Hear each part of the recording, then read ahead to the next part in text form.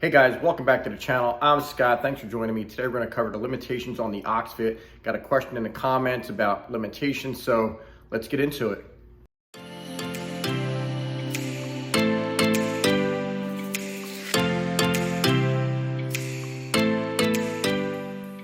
I feel there's so many exercises with the Oxefit that has the deck and the pillars that there's so many options, a lot of variety. So you're always going to be able to hit every muscle no matter what from at least a couple different angles.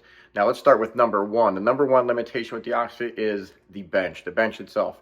It's a flat bench. Even if you get the upgraded version, all you're really getting is the capability of the seat to slide so that you can do some cardio like rowing and stuff like that.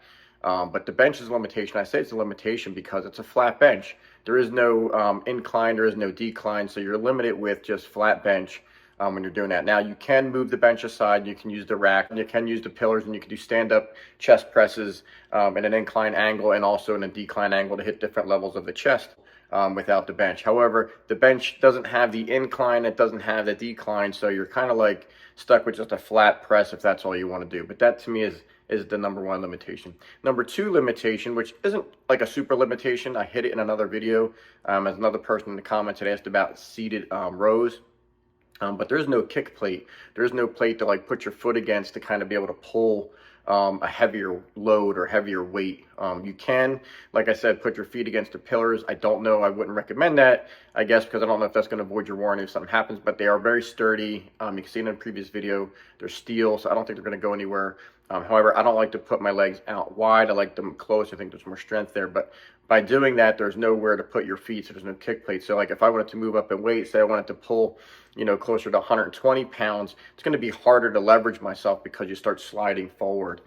So even though it's kind of like a limitation, it's not really a full limitation, it's still a limitation for some people who may be a little stronger, but that's number two.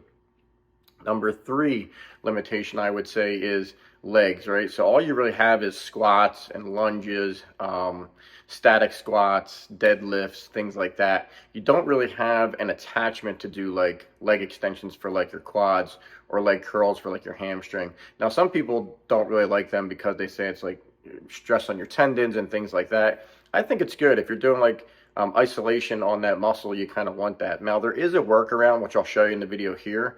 It's not the best, but it gets the job done. But it is a workaround. But you don't have an attachment for the bench itself to kind of like do full leg extensions or full curls. But again, if you watch that video, there is a workaround. That is one of the limitations, though. Number four, which is a limitation, but I don't think is a big deal, like I said before, is the weight. It's 250 pounds. Some people may be able to exceed that at some point, but the average person, I think that's fine. I think if you just, increase your time under tension, increase your reps, things like that, you're going to be fine. You're going to get in shape. You're going to get fit. I don't think you need a ton more weight, but that could be a limitation.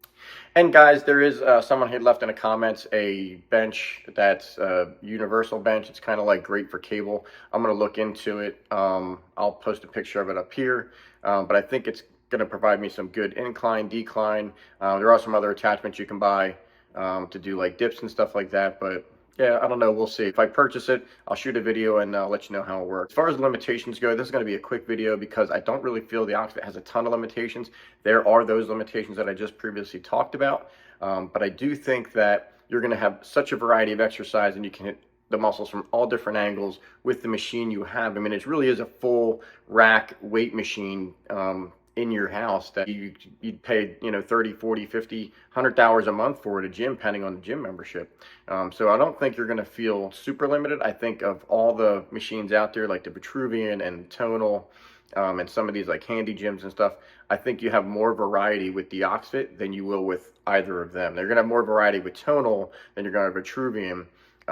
But I feel there are other limitations with that, and there's a whole nother video. So that's it, guys. That's all I have for the limitations of the Oxefit. I hope that answers some questions. If you have any specific questions, leave them in the comments below. Hit that subscribe button, like, get notifications, and we'll see you back here in the next video. Thanks, guys.